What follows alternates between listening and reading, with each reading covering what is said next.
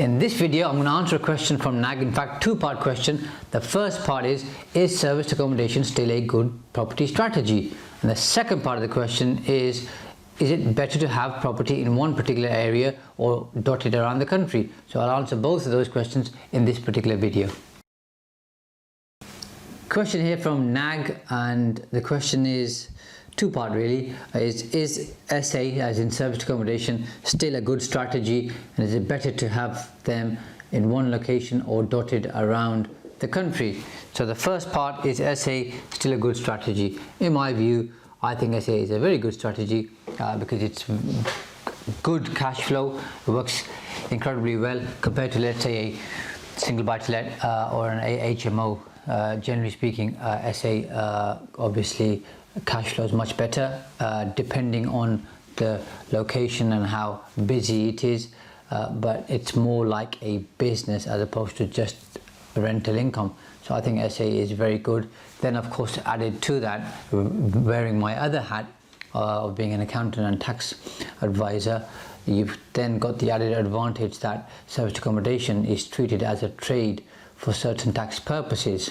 By that I mean you've got capital allowances. So when you buy a building, usually a commercial building, but it doesn't have to be a commercial building, but when you have a building, and let's stick with the commercial example because that's the one I mentioned first, and when you buy the building, you'll have, and you should have, capital allowances as long as the previous person or owner hasn't claimed all the capital allowances on the purchase price, which can be quite significant. And if you haven't seen my video on the New England Club, I have a whole series of a building that I'm converting. One of the videos I talk about capital allowances, and the claim we made.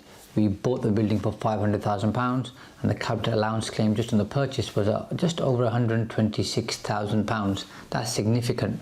So you've got that, then you write off those capital allowances against your taxable profit, which in effect, to keep it really simple, means you pay less tax. So you've got that as an advantage. On top of that, of course, the income or the profits count towards your net relevant earnings for pension contributions. So you can make pension contributions towards your pension fund. Let's just say you're using a SAS, a small self-administered scheme, so you can make up to £40,000 contribution every single year, and as long as you were part of a pension plan in the last 3 years, and if you haven't used those 3 years, you can then contribute those as well. So in 1 year, if you haven't done anything for the last 3 years, but you were part of a pension plan at some point in the past, or during those 3 years, you've got 160 grand to use in one particular year. So you've got that as obviously an advantage. If you sell your serviced accommodation business and you meet the rules, you get to claim business asset disposal relief, which is previously known as serviced entrepreneurs relief. So you've got that advantage as well, which means up to the first £1 million worth of gain, you only pay 10% tax, as opposed to the standard rates of capital gains tax, which on residential property is 18% for a basic rate taxpayer, 28% for a high rate taxpayer, and for other businesses 10% basic rate, 20% higher rate. And then capital gains tax might go up, it's rumoured to increase to anywhere between 40 to 45%. So you've got that advantage if you can claim business asset disposal relief.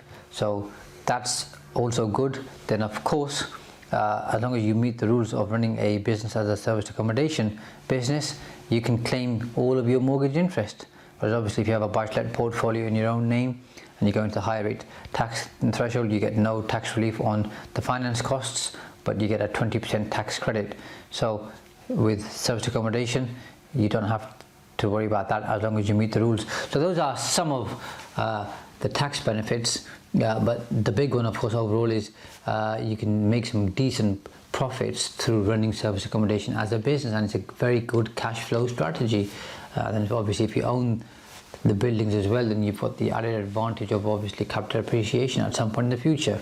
The second part of the question is, best to have it in one location or dotted around the country? Well, that depends.